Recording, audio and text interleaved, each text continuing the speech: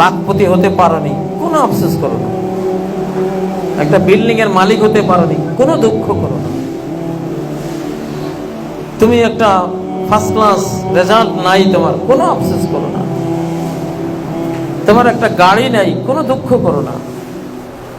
একটা মোটরসাইকেল থাকলে সুন্দরে চলতে পারতাম, নাই, কোনো দুঃখ করো না। লিকাইলা তাসাউ আলা মা ফাতাকুম, যা ছুটে গেছে কখনো এর জন্য কোনো চিন্তাগ্রস্ত হইও না, হইলে লসে পড়বা।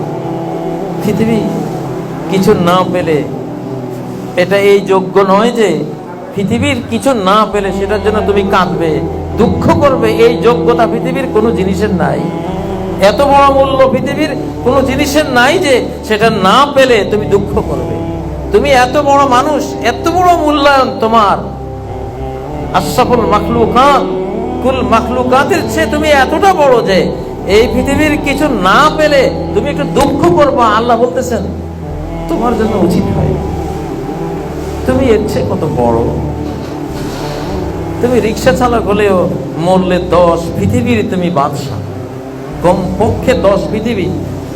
সবার পরে যে জান্নাতে যাবে, সবার চেয়ে ছোট জান্নাতি যে, সেও 10 পৃথিবীর বাদশা। কি হারালে তুমি? এত বড় হয়ে 10 পৃথিবীর বাদশা হয়ে একটা বিল্ডিং এর জন্য কাঁদলে, আফসোস করলে, একটা মোটরসাইকেলের জন্য মনটা ভার, কেমন হলো? তোমার শানে এটা মানায় না। ওয়ালা তাফরাহু বিমা আতাকুম, পৃথিবীর কিছু পেলেও এর জন্য আনন্দিত হয়েও না। সারা পৃথিবীর বাদশা হলেও আনন্দের কিছু নেই। সারা পৃথিবীটা যদি মূল্যায়ন করা হয়, মূল্যায়ন করতে যদি দেয়া হয় ওই আল্লাহর কাছে, যিনি এই পৃথিবীর স্রষ্টা, পৃথিবীর কি মূল্য হতে পারে? পৃথিবীর এক একটা বালুকণা থেকে এক একটা সোনার পাহাড় পর্যন্ত যার সৃষ্টি, সে আল্লাহকে যদি মূল্যায়ন করতে দেয়া হয়, পৃথিবীর মূল্য কত আল্লাহ তাআলা আপনি জানান।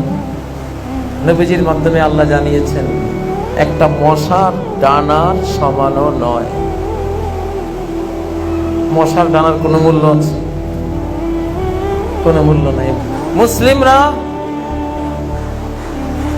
জাহাজের মতো পানির উপরেই চলে,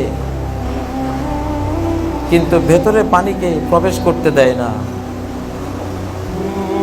আমরা দুনিয়ার উপরেই চলব, দুনিয়ার ব্যবসা বাণিজ্য, দুনিয়ার সকল পাওয়ার নিয়ে চলব, কিন্তু দুনিয়াটা অন্তরের ভেতরে ঢুকতে দেব না, মোহগ্রস্ত হব না, দুনিয়ার জন্য পাগল পারা হব না। আপনার মনোজগতে পৃথিবীটা নাথিং থাকবে, দেহের জগতে পৃথিবী আছে, থাকো। সাগরের জাহাজের মতো সে পানির উপরে ভাসে, সাগর মহাসাগরের উপরে ভাসে, কিন্তু এক বিন্দু পানিও তার পাটাতন ভেদ করে, তার তলা ভেদ করে ভিতরে ঢোকার অনুমতি নাই। নৌকাতে ঢুকলেও জোর করে ঢুকে, আবার সেচে ফেলে দেয়। ঢুকলি কেন? এই জন্য সেচে ফেলে দেয়।